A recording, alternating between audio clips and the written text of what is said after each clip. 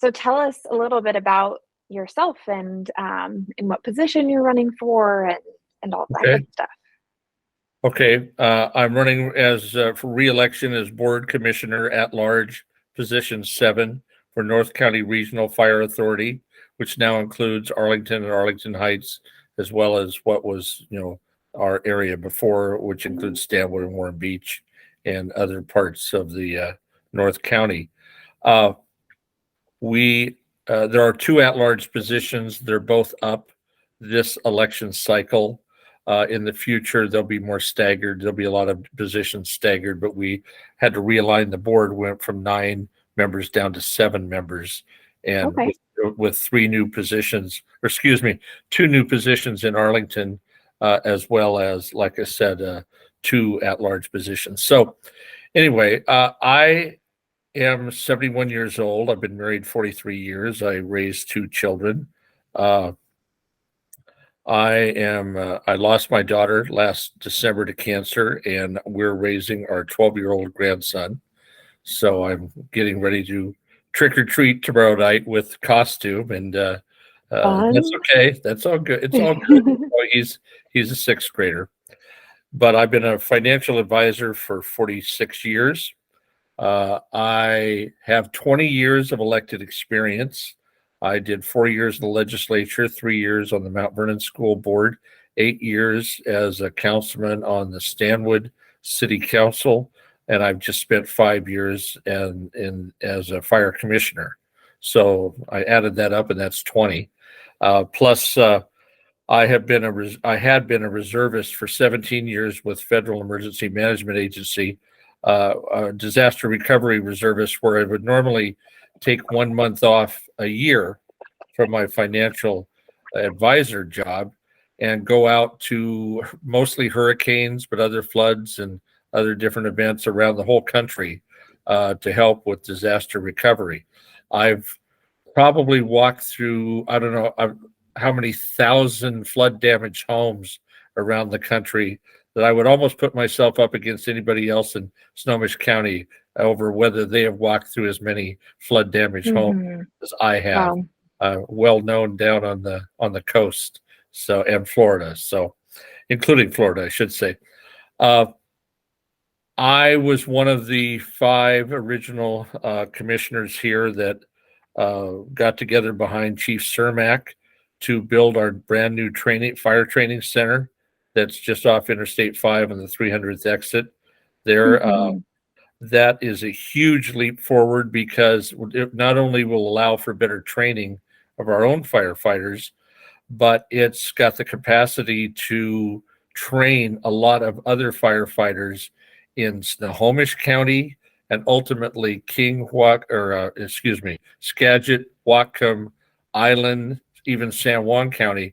We get inquiries more and more every day from those different departments asking if they can reserve time at the training center, because it's a real challenge. The only one in the state, I should say the state has one up at North Bend, but for as long as I can remember, that training center has always had a very long wait list for people to get into it. So we're also partnering with Everett Community College, Skagit Valley College, and I believe even North Seattle Community College in their fire safety or fire science classes. So that's developing. I mean, as I've said before, it's an organic thing that we've created here that will grow and change and do a lot of things that I probably can't even foresee to expand training.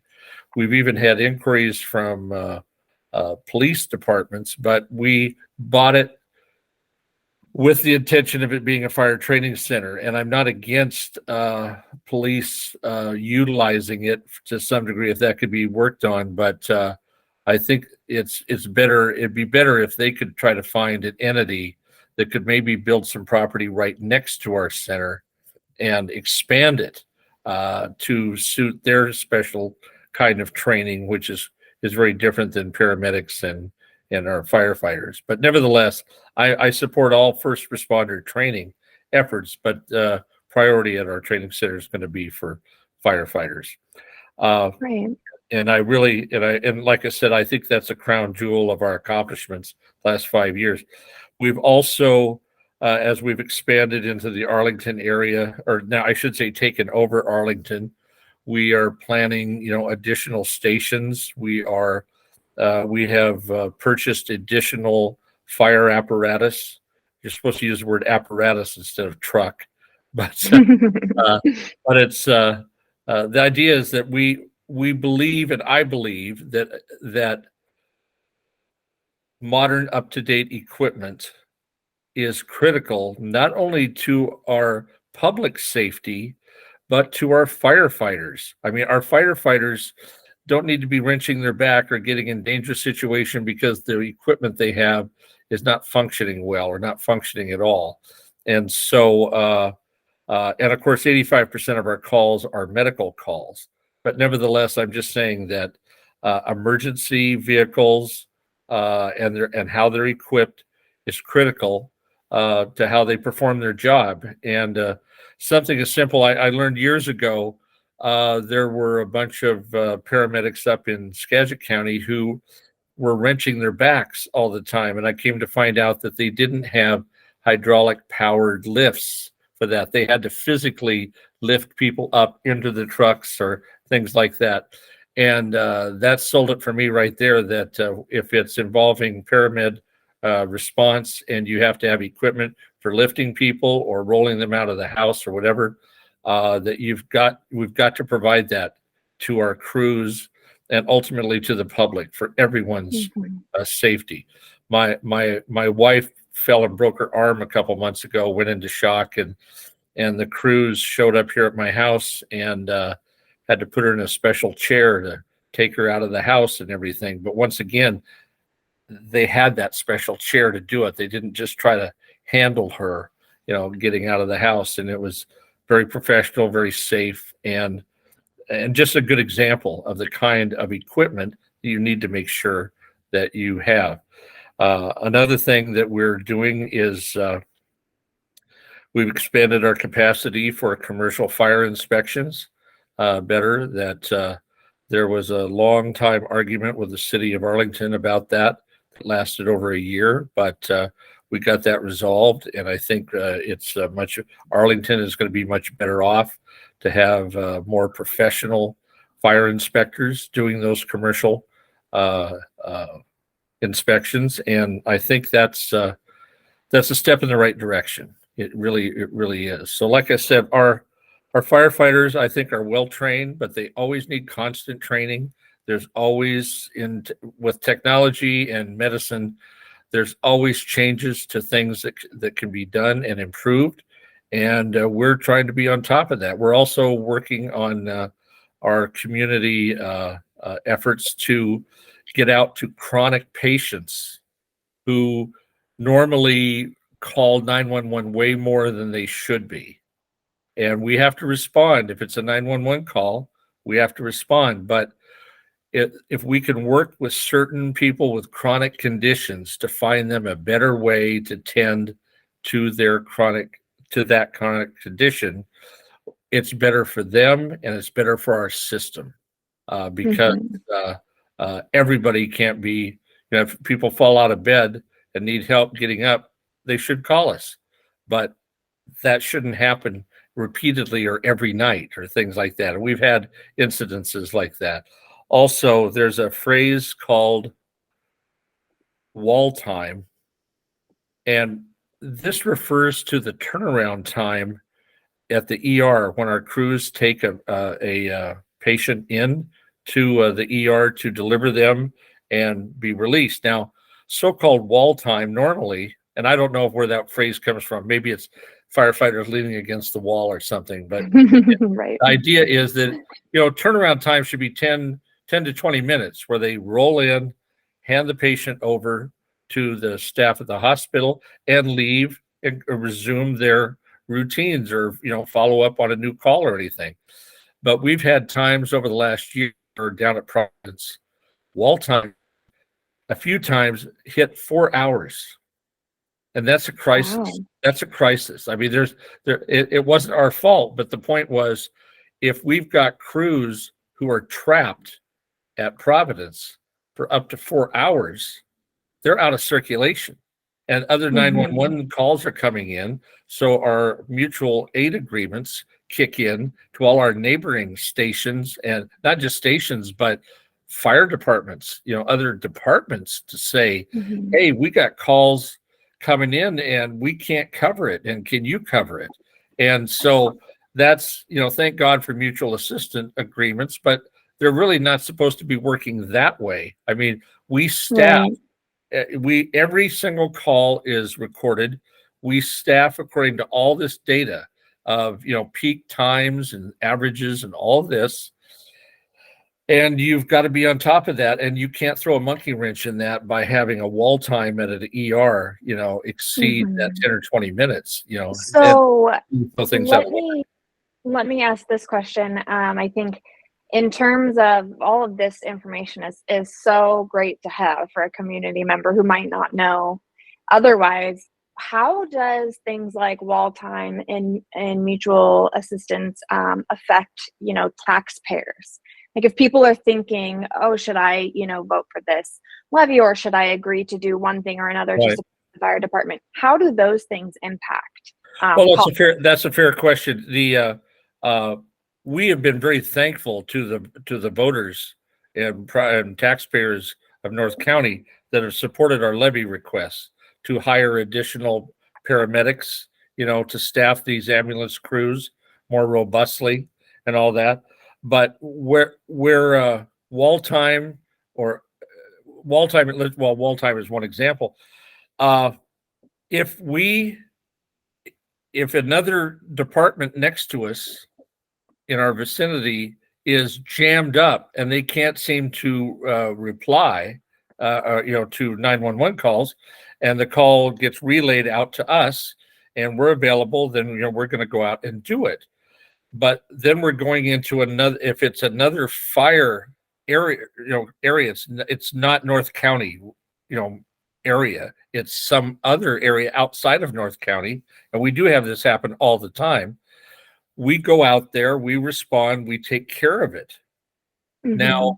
if that and we hope that our neighbors will respond in kind for us if we're shorthanded on response, and we look at these numbers every month. You know, uh, this district responded to us so many times. We responded to that district so many times.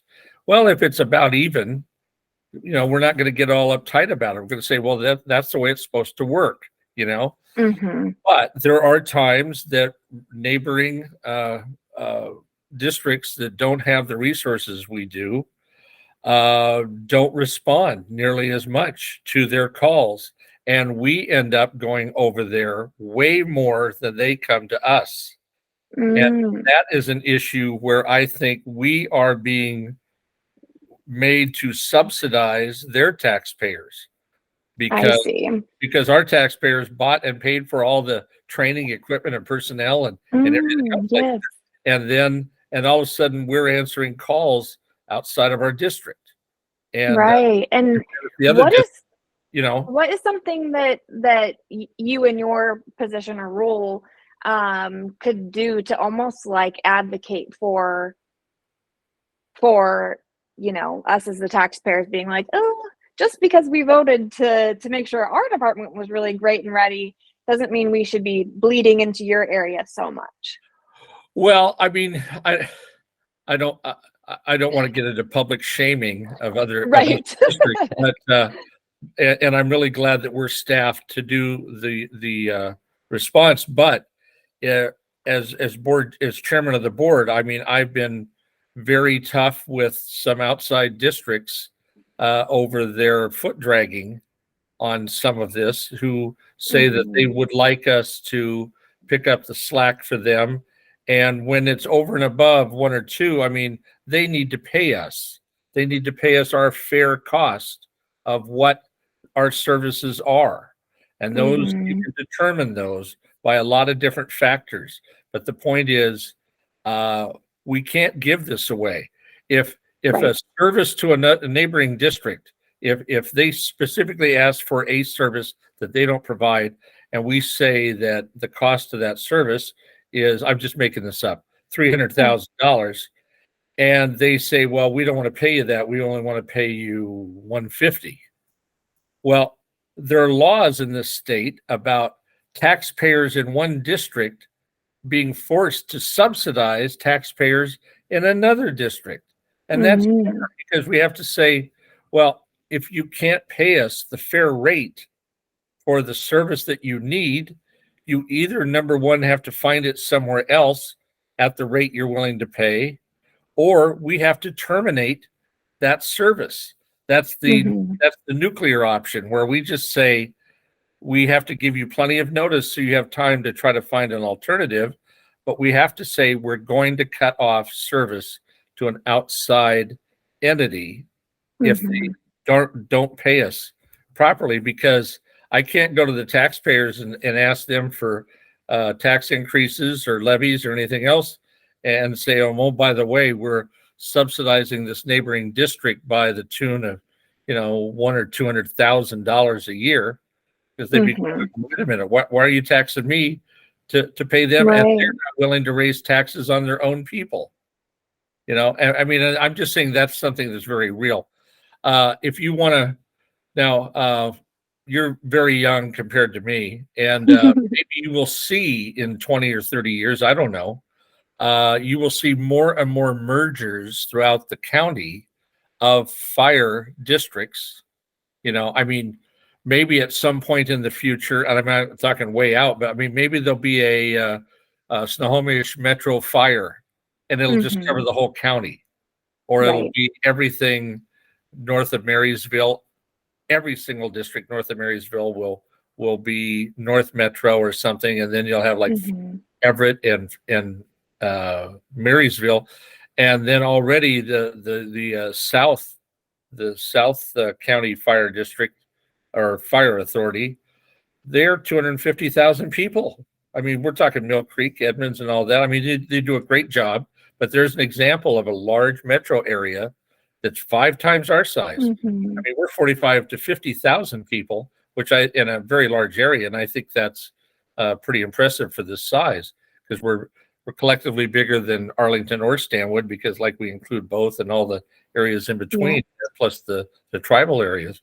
But I'm just saying South County Fire at 250,000 and growing. I think there's some other jurisdiction that's about to vote, to maybe join them too. So I mean, that's the size and scale, and And so does that then help with sort of those issues with sharing cost? Is like, well, we might as well just include your taxpayers into our levies and well, we'll just take over, well, or how does well, that? you can't the voters have to vote to join.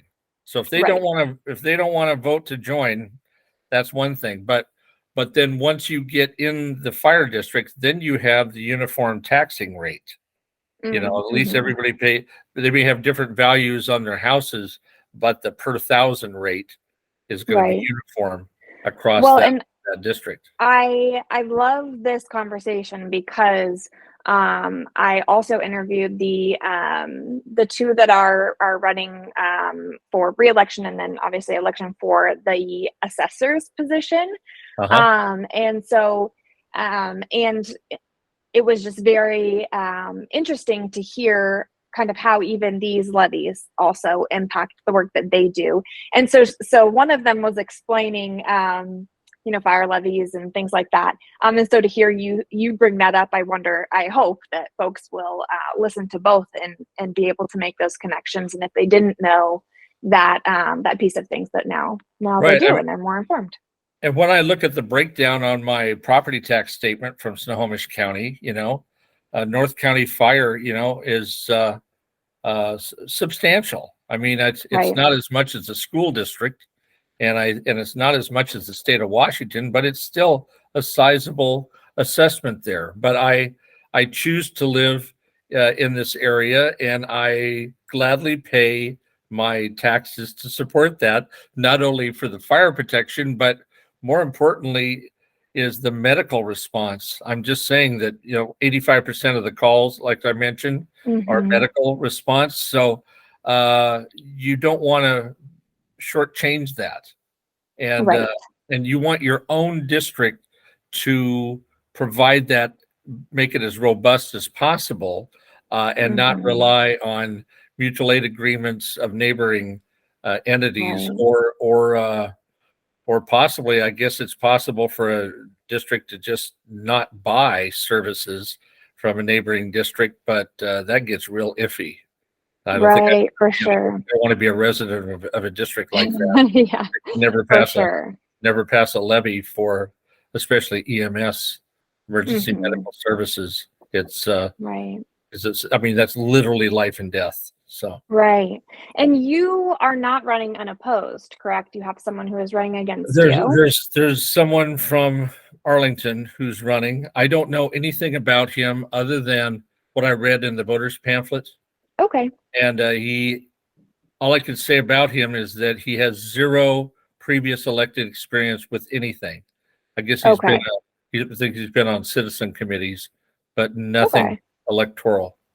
So And your sort of mindset around informing voters of your role and your experience and what sets you apart from your opponent is your vast sort of experience and knowledge in this realm. well, it's not only in this realm. I mean, I put 5 years now on the fire commission, but Hmm. I said I've got 20 years collective experience Right. in elective office and 46 years experience as an independent financial advisor Hmm. who does a lot of business with businesses and individuals and things like that. Like aside from my 17 years with FEMA, and Right. and I've even used that because we have responsibility for emergency response in various jurisdictions, and I do have a lot of firsthand experience, in some Hmm. of that. So I'm just saying all of these experiences collectively make me a very good fire commissioner. And I Hmm. rely on some of my fellow fire commissioners that have different backgrounds. Two or three of them are retired firefighters. And Hmm. you don't have to be a retired firefighter to be a commissioner. But Right. but a lot of their experience is very, very helpful. So we have a Hmm. retired nurse, and she's been very helpful. And we have another businesswoman on there. And once again, everybody brings these different life experiences and perspectives, Hmm.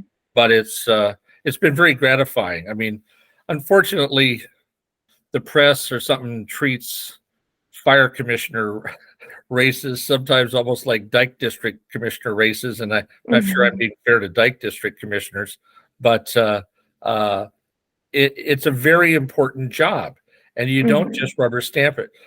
Just like when I was on a school board of Mount Vernon, Right. the board, the commissioners have one employee, and that is the chief. Not Right. assistant chiefs, not anybody else or battalion captains. It is the chief. So it's critical that you hire the best chief you can, and then you set policy, and then you see how it performs. And different things can be appealed to the board that come up, Hmm. things like that. But nevertheless, I'm just saying I can't order anybody in the fire in North County around or give Right. instructions except direction to the chief. Hmm. And I And understand that. ultimately, you all as commissioners have, vote on, decisions and things like that. Does the fire chief have a vote or is he No, okay? no. He works for us. He is to follow the direction. He needs to explain things to us. He comes and brings ideas to us, such as the training center several years ago. Mhm. It was his vision, but he came and sold us on the vision, and we went like, "Yeah, this is a great vision. Let's pursue that." But we are the legislative body. He does not have a vote. He doesn't Mhm. have a veto. Uh, and then, our existing chief is expected to probably retire. And I say probably because maybe there'll be some last minute change, but he's talking Yeah. about retiring in about a year and a half, like in June Mhm. of 2025. Okay. And that means that whoever's on the board and if I get reelected, I'll be on the board for 6 years on that, Right. is that I would be there when we go through the process of selecting a new chief. And there's nothing more important that we do than selecting that new chief and then obviously following them and seeing how it goes from there. Right. So it sounds like, and this is, and I ask you these questions because it is a theme that has been woven throughout all of these, is that we often look to the chief or the mayor or the county executive to say, why are you making these decisions? But ultimately, we have to really, really place a lot of the power and decision and control into, the council members or the commissioners, Correct. and all of that. And that it's really easy to point a finger at the person on top that they're making bad decisions. But ultimately, we really have to take these things like, running for commissioner Right. very seriously. And, that position of being able to have that final stamp or to be the one to look for the next chief is a big deal. It is a very big deal. I mean, I would love to go through a process in a year and a half and come up with a great new person to replace the chief. But like all other decisions we have, it takes 4 out of 7 votes. 4 out of 7. Hopefully, I mean, I would love it. Like I said, I'd love to see unanimity on it. But if not, then ultimately 4 people decide. And I've had some decisions the last couple of years on this and that sometimes we had 9 commissioners, and sometimes I move things with 5 votes. Right. We had 5 that were, including my own, that were agreeable with me. Then we went off in a certain direction, regardless of what the other 4 thought. But we didn't have a lot of those split votes. I mean, most of the votes we have on different issues are unanimous. So good. That's great. Well, I really, really appreciate your time. I think it's so important that folks have the opportunity to get to know more about you and what you do. And it sounds like you've had so much involvement with so many of the great things that have happened with North County, and that you clearly hope to continue that for the next 6 years. And I can tell with that passion that I can hear from you. So thank you. Thank you very much. Appreciate your time. Yes, of course. And good luck. Only a couple more days, right? That's right.